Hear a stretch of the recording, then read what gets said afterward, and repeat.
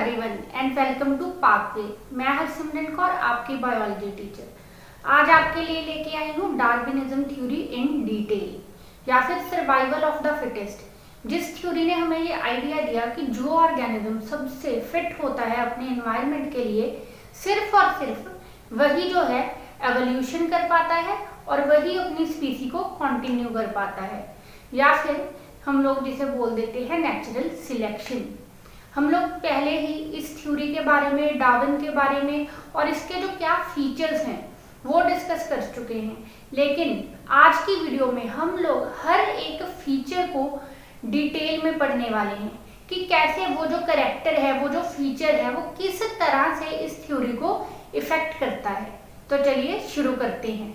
तो Darwin's theory of natural selection या फिर सर्वाइवल ऑफ द फिटेस्ट का जो फर्स्ट पोस्टुलेट था या फर्स्ट फीचर था वो था ओवर पॉपुलेशन। ओवर पॉपुलेशन का मतलब क्या था कि जो पॉपुलेशन है ये ज्योमेट्रिकली ग्रो करती है। अब ज्योमेट्रिकली का मतलब क्या है, मान लीजिए कि एक फ्लाई हो गई। अब वो जो फ्लाई है एक दिन में ही थाउजेंड्स ऑफ एग ले करती है। एक कॉडफिश हो गई, कॉडफिश क्या करती है, वो एक बारी में हंड्रेड्स ऑफ थाउजेंड्स एग ले करती है। उसके बाद आ जाता है एक बड़ा एनिमल जैसे कि एलिफेंट। अब जो एलिफेंट है, ऐसा माना जाता है कि एलिफेंट को सबसे ज्यादा टाइम लगता है रिप्रोडक्टिव मैच्योरिटी अटेन करने में। एक जो एलिफेंट है उसका रिप्रोडक्टिव साइकिल सबसे बड़ा माना जाता है मैमल्स में, जिसको 30 साल की उम्र में वो मैच्योर होता है। एक एलिफेंट 30 इयर्स की एज में रिप्रोडक्शन के लिए केपेबल होता है और ऑलमोस्ट अपनी पूरी की पूरी लाइफ में 4 से 6 के बीच में जो ऑफस्प्रिंग है उसे प्रोड्यूस कर पाता है। तो इस तरह से आप देख रहे हैं कि फिश एक इंसेक्ट, फिश और मैमल के बीच में कितना ज्यादा डिफरेंस है इसके रिप्रोडक्शन साइकिल को लेके। तो इस चीज को, इस फिनोमिना को, ये जो डिफरेंस आ गया है अलग अलग ऑर्गेनिजम्स के रिप्रोडक्टिव साइकिल में, इसको बोला जाता है डिफरेंशियल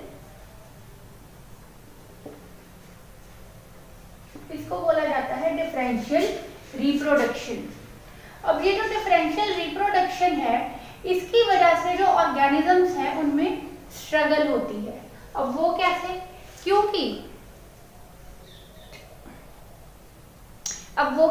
अब देखिए, जो ऑर्गेनिज्म है ये तो रिप्रोड्यूस करेंगे क्योंकि उन्होंने अपनी स्पीसी जो है कंटिन्यू करनी है, लेकिन उसके बजाय जो फूड है और जो स्पेस है, फूड और स्पेस दोनों ही बिल्कुल लिमिटेड है। उसकी वजह क्या है कि ये दोनों जो है, एक बहुत अच्छा वर्ड है यहाँ पे समझने के लिए कि these are not liable to grow. जो फूड है और स्पेस है ये लायबल नहीं है कि अगर पॉपुलेशन ग्रो करेगी तो फूड और स्पेस जो है उनकी कोई रिस्पॉन्सिबिलिटी नहीं है कि वो भी ग्रो करेंगे। अब इस वजह से क्या होगा, इस वजह से होगा स्ट्रगल फॉर एग्जिस्टेंस। अब ये जो स्ट्रगल है ये होता है तीन टाइप का, इंटरस्पेसिफिक और एनवायरमेंटल। अब इंटरस्पेसिफिक स्ट्रगल क्या है, इंटरस्पेसिफिक स्ट्रगल हो गया, मान लीजिए एक कॉकरोच में और दूसरे कॉकरोच में। अब देखिए इंटरस्पेसिफिक जो स्ट्रगल है उसमें क्या होता है कि जो एक ही स्पीसी के ऑर्गेनिज्म है वही आपस में लड़ने झगड़ने लग जाते हैं रिसोर्सेज के लिए। अब जैसे कॉकरोच है, ये कैनाबलिज्म शो करते हैं। कैनाबलिज्म का मतलब क्या है कि ये अपनी ही स्पीसी के ऑर्गेनिजम्स को खा जाते हैं। तो कैनाबलिज्म क्या है, cannibalism is a example of intraspecific struggle या फिर इंट्रास्पेसिफिक कंपटीशन। उसके बाद स्ट्रगल की दूसरी टाइप है इंटरस्पेसिफिक स्ट्रगल। अब इंटरस्पेसिफिक स्ट्रगल क्या हो गया, इंटरस्पेसिफिक स्ट्रगल हो गया कि एक रैबिट है, रैबिट को खाती है फॉक्स और जो फॉक्स है उसको खा रहा है लायन। तो देखिए ये तीनों ही अलग अलग स्पीसीज होगी और ये तीनों ही अपने फूड के लिए किसी दूसरी स्पीसी के ऊपर प्रे कर रहे हैं। तीनों ही किसी दूसरी स्पीसी के ऑर्गेनिज्म को अपना शिकार बना रहे हैं और फिर उसके ऊपर फीड कर रहे हैं। तो this is interspecific struggle. Interspecific struggle ये कैसे हो गया, वो इस तरह से, क्योंकि अगर फॉक्स रैबिट को नहीं खाएगी, इस स्पीसी को नहीं खाएगी, तो फॉक्स नहीं एग्जिस्ट करेगी, और अगर लायन फॉक्स को नहीं खाएगा तो लायन एग्जिस्ट नहीं कर पाएगा। तो इस तरह से ये जो तीनों ही स्पीसीज हैं, और इन तीनों ही स्पीसीज की तरह और बहुत सारी जितनी भी न्यूमरस स्पीसीज हैं, उनमें हर टाइम इंटरस्पेसिफिक स्ट्रगल चलता रहता है। Next and the last is environmental struggle. अब ये जो एनवायरमेंटल स्ट्रगल है, ये one of the difficult type of struggle है। क्योंकि एनवायरमेंटल स्ट्रगल से जीतना किसी भी ऑर्गेनिज्म के लिए बहुत मुश्किल हो जाता है। अब एनवायरमेंट स्ट्रगल में क्या आ गया, फ्लड्स, कहीं पे फ्लड्स आ गए, that is environmental struggle. Earthquake, वो भी क्या है, वो भी एक एनवायरमेंटल स्ट्रगल है। ड्रॉट, कहीं पे सूखा पड़ गया, तो वो भी क्या है, एक एनवायरमेंटल स्ट्रगल है। तो इस तरह से ये जो तीनों ही टाइप के स्ट्रगल हैं, इनसे ये तब पैदा होते हैं जब लिमिटेड फूड हो और स्पेस हो। ओवर पॉपुलेशन की वजह से फूड और स्पेस जो है वो लिमिटेड हो गए। अब फूड और स्पेस लिमिटेड होने की वजह से जो ऑर्गेनिजम्स हैं उनमें तीन तरह के स्ट्रगल आ जाते हैं। कौन से, intraspecific, in between same species, interspecific, in between different species, and environmental struggles, जो कि एक इकोसिस्टम की सारी स्पीसीज को फेस करने पड़ते हैं, because they are the changes in environment such as flood, earthquake and droughts. अब ये जो तीनों ही स्ट्रगल्स हैं, इन तीनों ही स्ट्रगल्स की वजह से आती हैं वेरिएशंस। अब आप समझिए वेरिएशंस क्या होती हैं, कि इस अर्थ पे आइडेंटिकल ट्विंस को छोड़ के कोई भी दो ऑर्गेनिज्म जो हैं वो सिमिलर नहीं है, ठीक है। अब जो आइडेंटिकल ट्विंस हैं वो भी एक दूसरे के आइडेंटिकल नहीं है, दे आर सिमिलर। सिमिलर मतलब वो एक दूसरे से मिलते जुलते हैं, लेकिन एग्जैक्टली एक दूसरे की कॉपी वो भी नहीं है। तो इस चीज का क्या मतलब हुआ, इसका मतलब हुआ कि सारे के सारे जो ऑर्गेनिजम्स हैं वो एक दूसरे से डिफरेंट है। हर एक इंडिविजुअल की अपनी एक पर्टिकुलर आइडेंटिटी है। तो अब ये जो ऑर्गेनिज्म है, इनमें जो एक दूसरे को लेकर डिफरेंसेस हैं, जो एक ऑर्गेनिज्म में दूसरे ऑर्गेनिज्म के मुकाबले डिफरेंस है, ये कहाँ से आता है, वेरिएशंस। और वेरिएशंस क्या होती हैं, वेरिएशंस आर इनहेरिटेबल।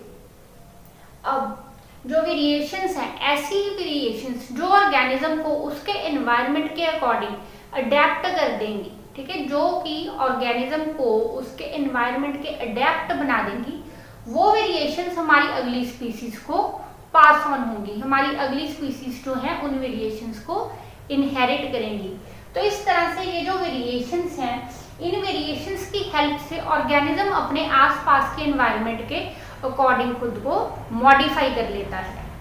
और इस तरह की वेरिएशंस, ऐसी वेरिएशन जो ऑर्गेनिजम्स को सरवाइव करने में हेल्प करें, उन्हें बोला जाता है अडैप्टिव मॉडिफिकेशन। इस तरह की वेरिएशंस जो ऑर्गेनिजम्स को सरवाइव करने में हेल्प करें, उन्हें बोला जाता है अडैप्टिव मॉडिफिकेशन। अब जो डार्विन थे, डार्विन ने क्या बोला था कि जो वेरिएशंस हैं they are gradual, variations are gradual. इसका मतलब क्या है कि वेरिएशंस कॉन्टिन्यूसली होती रहती हैं एक स्पीसी में, ठीक है। जैसे कि एक स्पीसी है, सर्वाइव कर रही है, उसमें भी मॉडिफिकेशंस जो हैं, वेरिएशंस जो हैं कॉन्टिन्यूसली होती रहती हैं। इसकी सबसे बेस्ट एग्जांपल दूंगी मैं आपको इंसानों की। जी हाँ, जो इंसान हैं वो भी लगातार अडेप्ट कर रहे हैं, उनमें वेरिएशंस आती जा रही हैं। अब वो कैसे, कि हम लोग हमेशा अक्सर पढ़ते हैं और सुनते हैं कि जो पहले के इंसान थे उनकी हाइट जो है बहुत ज़्यादा थी। देवर लाइक, कई लोगों की हम लोग सुनते हैं देवर लाइक 21 फीट हाई और देवर लाइक 7 फीट हाई। और अभी के जो ऑर्गेनिज्म है, हम इंसान हैं, हम लोगों की हाइट कम होती जा रही है। या फिर हम लोग कंसीडर कर लेते हैं सबसे आसान एग्जाम्पल हमारे पेरेंट्स की और हम लोगों की। हमारे पेरेंट्स जो हैं या ग्रैंड पेरेंट्स जो हैं वो हमसे ज़्यादा फिजिकल वर्क कर लेते थे। इसकी वजह क्या थी कि उनकी एनवायरनमेंट वैसी थी, उनके पास बसेस नहीं थी, बाइक्स नहीं थे, उनके पास, अभी तो आटा हम लोग दुकान से ले आते हैं, आटा लोग घर पे पीसते थे, तो क्या था कि उनकी बॉडी अडेप्ट थी ज्यादा फिजिकल वर्क करने की, और हम लोग जो हैं हमें वो काम नहीं करना पड़ता, हमारी एनवायरनमेंट ऐसी है ही नहीं कि हम लोगों को ये काम करने पड़े। तो हम लोग जो है, हमारी बॉडीज जो है उतने ज्यादा फिजिकली स्ट्रॉन्ग नहीं है। तो ये भी क्या है, ये भी एक वेरिएशन ही है जो आगे जाके हमारी फर्दर ऑन स्पीसीज को पास होंगी। जो वेरिएशंस हैं, वेरिएशन से होता है नेचुरल सिलेक्शन। अब ये कैसे, अब वेरिएशंस आने से क्या हुआ, वेरिएशन आने से जो ऑर्गेनिज्म है वो अपने एनवायरनमेंट के अकॉर्डिंग खुद को चेंज कर रहा है। अब क्योंकि वो ऑर्गेनिज्म अपने आप को लगातार चेंज करता जा रहा है, अब इससे क्या हो गया कि जो चेंज्ड एनवायरनमेंट थी, ऑर्गेनिज्म अपनी वेरिएशंस की हेल्प से उसके अडेप्ट हो गया, उसको अडेप्ट कर लिया ऑर्गेनिज्म ने। और क्योंकि अब एनवायरनमेंट और ऑर्गेनिज्म एक दूसरे के अडेप्ट हैं तो ऑर्गेनिज्म विल सर्वाइव। तो इससे क्या हुआ कि जो ऑर्गेनिज्म अपने एनवायरनमेंट के अकॉर्डिंग खुद को अडेप्ट कर पा रहे थे, उनको नेचर ने सिलेक्ट कर लिया सर्वाइव करने के लिए, और इसी को बोला जाता है नेचुरल सिलेक्शन। इसी चीज को बोला जाता है नेचुरल सिलेक्शन। नेचुरल सिलेक्शन किन ऑर्गेनिजम्स का हुआ, जिन्होंने की वेरिएशंस। कौन सी वेरिएशंस, यूजफुल वेरिएशन। अब ये जो नेचुरल सिलेक्शन है, इसके लिए हम लोग एक और फ्रेज यूज करते हैं जिसको बोलते हैं हम लोग survival of the fittest. Survival of the fittest. अब ये जो सर्वाइवल ऑफ द फिटेस्ट था, ये फ्रेज किसने यूज की, ये फ्रेज यूज की हर्बर्ट स्पेंसर ने। हर्बर्ट स्पेंसर जो थे, उन्होंने दी हम लोगों को term survival of the fittest, जो कि ज्यादा मशहूर है नेचुरल सिलेक्शन से। अब अगर आप लोग नेचुरल सिलेक्शन को समझना चाहते हो तो जो सबसे पुराने बिगेस्ट रेप्टाइल्स थे उनको याद करो, दे आर डायनासोर्स। अब जो डायनासोर्स का एरा था, तो जो डायनासोर्स थे वो सारे के सारे, majority 99% of dinosaurs were herbivorous. What does that mean, it means that dinosaurs were depending upon plants for their food.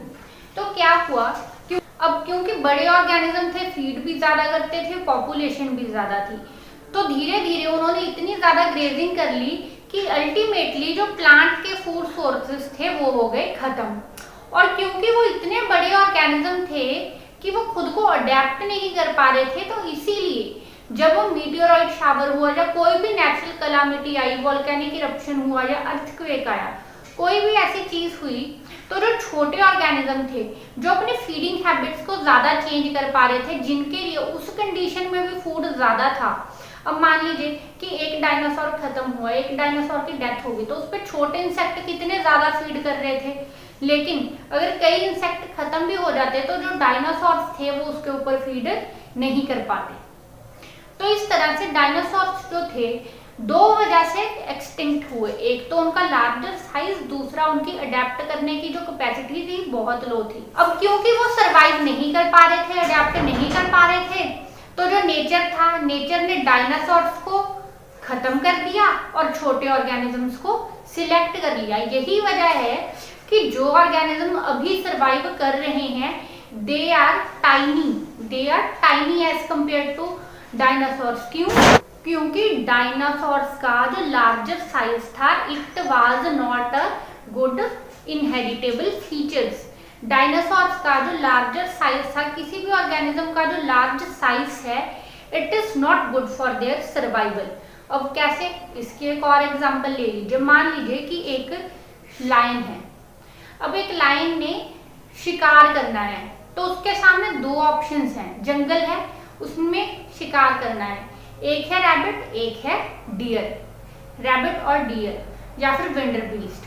अब आप लोग बताइए कि रैबिट और डियर में से, इन दोनों में से आसानी से कौन छुप पाएगा जंगल में? Obviously rabbit. क्यों? बिकॉज उसका साइज स्मॉल है। तो इससे हम लोगों को ये पता चलता है कि जो स्मॉलर साइज है, it is more compatible to environment in terms of evolution, in terms of survival than larger size. तो इसे बोला जाता है नेचुरल सिलेक्शन। अब ये जो नेचुरल सिलेक्शन था, इसी तरह डार्विन की ही तरह एक और साइंटिस्ट थे, बायोलॉजिस्ट थे, अल्फ्रेड वॉलिस। अब जो अल्फ्रेड वॉलिस थे, उन्होंने मलेशियन आर्कियोलॉजी स्टडी की थी, और मलेशियन आर्कियोलॉजी को स्टडी करने के बाद वो भी सेम रिजल्ट पे पहुंचे थे, जिसे बोला जाता है नेचुरल सिलेक्शन। और अब यहाँ पे एक बहुत इंटरेस्टिंग सा फैक्ट ये है कि जो सर अल्फ्रेड वॉलिस थे, सर अल्फ्रेड वॉलिस भी चार्ल्स डार्विन से मिले थे, और उन्होंने उनके साथ अपनी जो डिस्कशन है वो शेयर की, अपना जो वर्क था वो शेयर किया। असल में जो अल्फ्रेड वॉलिस थे, वो चाहते थे कि जब उन्होंने सेम टाइम पे स्टडी की है और वो सेम कंक्लूजन पे पहुंचे हैं, तो कहीं ऐसा ना हो कि जो चार्ल्स डार्विन है वो सारा का सारा क्रेडिट खुद ले ले। तो वो उनके साथ में एक बुक जो है पब्लिश करना चाहते थे। लेकिन जो सर चार्ल्स डार्विन थे, उन्होंने क्या किया कि उन्हें और ज़्यादा स्टडी करने के लिए कहा, खुद भी वो थोड़ा टाइम और स्टडी करते रहे, लेकिन बाद में उन्होंने अपनी बुक पब्लिश अलग से कर दी, the origin of a species. अब ये जो बुक थी द ओरिजिन ऑफ स्पीसीज, इसको उस टाइम पे डिनाई कर दिया गया, किसी ने भी इस थ्योरी को एक्सेप्ट नहीं किया। लेकिन इस थ्योरी ने ही बोला था कि सर्वाइवल ऑफ द फिटेस्ट या नेचुरल सिलेक्शन जो है, it is mechanism of evolution, जिसको हम लोग आज भी एक्सेप्ट करते हैं। ओके, अब नेचुरल सिलेक्शन के बाद आता है इनहेरिटेंस ऑफ यूजफुल वेरिएशन। अब इसका मतलब क्या हुआ? What is inheritance of useful variation? Over population की वजह से जो स्ट्रगल हुआ था, उस स्ट्रगल की वजह से ऑर्गेनिजम्स में आई वेरिएशन। जो वेरिएशंस आई थी, उसने क्या किया? ऑर्गेनिजम्स को नेचुरली सिलेक्ट। अब ये जो ऑर्गेनिजम्स जो हैं, जो नेचुरली सिलेक्ट हो गए हैं, तो अब ये जो नेचुरली सिलेक्ट ऑर्गेनिजम्स करेंगे रिप्रोड्यूस करने से क्या होगा? ये अपनी वेरिएशंस को करेंगे इनहेरिट, ये अपनी वेरिएशंस को करेंगे ट्रांसमिट करेंगे अपने ऑफस्प्रिंग्स में, ये अपनी वेरिएशंस को अपने ऑफस्प्रिंग्स में ट्रांसमिट करेंगे, और इस वजह से वो जो यूजफुल वेरिएशंस होंगी, वो जनरेशन आफ्टर जनरेशन अपनी आने वाली जो स्पीसी है उसकी जनरेशंस में कैरी ऑन होती रहेंगी, और अल्टीमेटली ऐसे छोटे चेंज आते हैं, जो नई स्पीसी है वो फॉर्म हो जाएगी, और जो नई स्पीसी है वो पुरानी स्पीसी से बिल्कुल डिफरेंट होगी। तो इस तरह से होता है origin of the species. So this is Darwinism.